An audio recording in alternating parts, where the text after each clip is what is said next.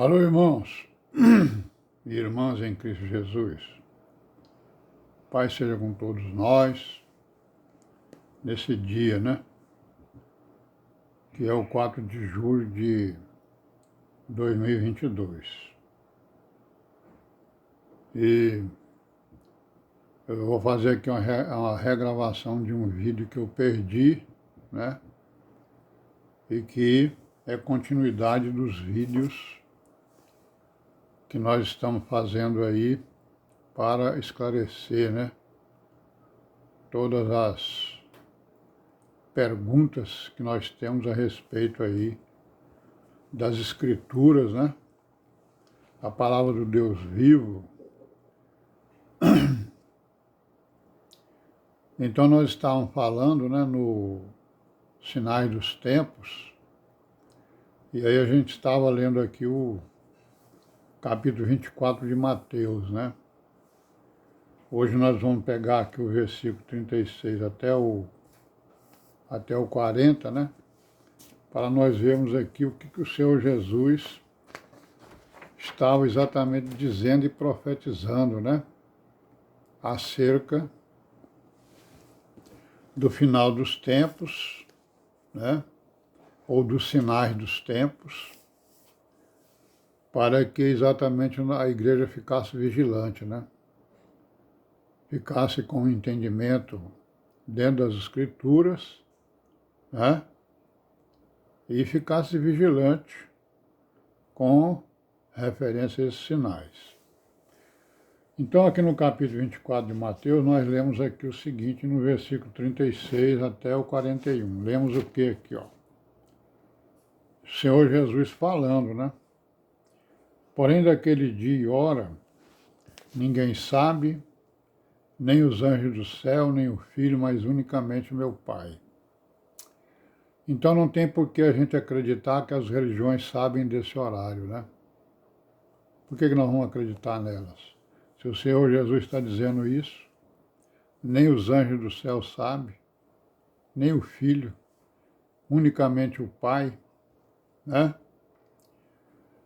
E aí ele diz assim, ó, e como foi nos dias de Noé, assim será também a vinda do Filho do Homem. Então ele está dizendo, está fazendo uma comparação daquilo que aconteceu, né, anteriormente, né?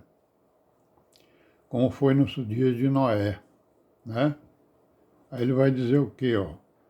Porquanto assim como nos dias anteriores ao dilúvio, comiam, bebiam, casavam e davam-se em casamento, até o dia em que Noé entrou na arca, né? Então nós vamos ver depois lá no Gênesis, né? Que Noé pregou, né, durante 120 anos, que foi o tempo que ele construiu a arca, né? E aí no 39 ele diz, e não o perceberam, até que veio o dilúvio e os levou a todos. Assim será também a vinda do Filho do Homem, né? Então, estando dois no campo, será levado um e deixado o outro. Estando duas moendo no moinho, será levado uma e deixada a outra. Vigiai, pois, porque não sabeis a que hora há de vir o vosso Senhor, né?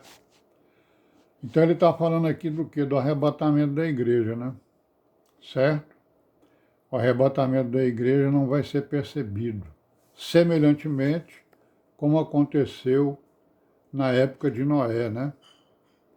Que eles não perceberam quando veio o dilúvio, né? Não acreditaram no profeta, não acreditaram, né, na pregação de Noé, e aí então eles foram pegos de surpresa, apesar da pregação de Noé durante 100 anos, ou 120 anos, né, mais de 100 anos, né? E aí ele vai dizer, vigiai, pois, né? Então a igreja tem que estar vigilante, nós temos que estar vigilantes. Vigiai, pois, porque não sabeis a que hora há de vir o vosso Senhor. Mas considerai isto, ó, se o pai de família soubesse a que vigília da noite havia de vir o ladrão, vigiaria e não deixaria minar a sua casa, né? Vigilância, né? Por isso estáis vós apercebidos, o versículo 44, também, porque o Filho do Homem há de vir a hora em que não penseis. Né? Então ele está falando aqui do arrebatamento, né? Porque na verdade nós estamos vendo aqui que ele está falando de várias coisas ao mesmo tempo, né? Está falando da vinda dele para o arrebatamento da igreja e está vindo da vinda dele para o governo de 1000 anos, né? Então nós vamos voltar lá para Gênesis e vamos ver aqui, né, algumas coisas aqui no capítulo 6, né? Não é isso? Olha o que estava acontecendo lá na terra. Quando o Senhor Jesus diz, né, a sua profecia, comiam, bebiam, casavam, se davam em casamento. Então aqui no capítulo 6 de Gênesis ele está narrando, né, uma situação semelhante. Capítulo 6, versículo 1 de Gênesis. Aconteceu que como os homens começaram a multiplicar-se, né, sobre a face da terra, lhes nasceram filhas, viram os filhos de Deus que as filhas dos homens eram formosas, tomaram para si mulher de todas as que escolheram, né? Então disse o Senhor, não contenderá o meu espírito para sempre com o homem, porque ele também é carne. Porém, seus dias são 120 anos. Então está aí, ó. 120 anos foi o prazo que Deus deu para aquelas pessoas, né, se arrependessem e crescem naquilo que Noé iria pregar. Não é isso? Havia naqueles dias gigantes na terra. Também depois, quando os filhos dos homens entraram as filhas dos homens, né? Quando os filhos de Deus entraram as filhas dos homens, delas geraram filhos. Estes eram os valentes, né? Que houve na antiguidade, os varões de guerra, de fama. Viu o Senhor que a maldade do homem se multiplicara sobre a terra, e que toda a imaginação dos pensamentos de seu coração era só má continuamente. Então o homem se entregou à maldade, né? Certo? O seu coração se encheu de violência, se encheu de maldade, né? Está escrito aqui que o Senhor se arrependeu, né? O Criador se arrependeu de ter feito o homem sobre a terra. E ele disse, destruirei de sob a face da terra o homem que criei, desde o homem até o animal, até o réptil, até as aves dos céus, porque eu me arrependo. E aí ele vai dizer que Noé, né, porém, achou graça aos olhos do Senhor. Né? Então Noé achou graça, porque ele era um homem vigilante, né? Era um homem que acreditava, era um homem que vivia justiça, né? Então Deus anuncia a ele o dilúvio. Não é isso? Disse Deus a Noé, fim de toda a carne é vindo perante a minha face, né? Porque a terra está cheia de violência. Olha. O homem deu vazão à violência e à maldade, né? Porque está cheia, e eis que os desfarei com a terra. Aí faze para ti uma arca de madeira, de gofé, né? Farás compartimentos na arca e betumerás por dentro e por fora com betume.